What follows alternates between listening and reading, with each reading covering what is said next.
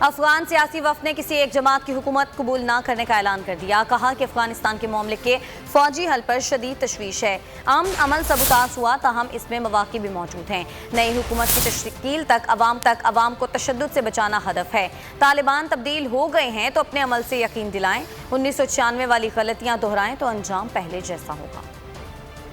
امن عمل سبوتاژ ہوا، تاہم اس میں مواقع بھی موجود ہیں۔ افغان سیاسی وفد نے بہتر مستقبل سے متعلق توقعات کا اظہار کر دیا۔ اسلام آباد میں نیوز کانفرنس میں رہنماؤں نے دورے کو مفید قرار دیا۔ کہا کہ پرامن جامع سیاسی تصویر کی راہ ہموار کرنے کے لیے آئے تھے۔ افغان عوام اور عالمی برادری کی منگوں کے برعکس فوجی حل کو ترجیح دی گئی۔ انہوں نے کہا نئی حکومت کی تشکیل تک عوام کو تشدد سے بچانا ہدف ہے۔ طالبان کے زیر اثر نہ آنے والے علاقوں کو جنگ و جدل سے بچانا ہے۔ انہوں نے کہا کہ army chief general Qamar Javed Bajwa اور جنرل فیض حمید کے انتہائی شکر گزار ہیں۔ یہ جان کر خوشی ہوئی کہ پاکستان کا افغانستان کے بارے میں موقف انتہائی واضح ہے۔ افغانستان میں تمام مکاتب فکر کی کا کہنا تھا طالبان نے 1996 کی غلطیاں دہرائیں تو ان کا انجام پہلے جیسا ہوگا۔ اگر وہ تبدیل ہو چکے تو اپنے عمل سے یقین دلائیں۔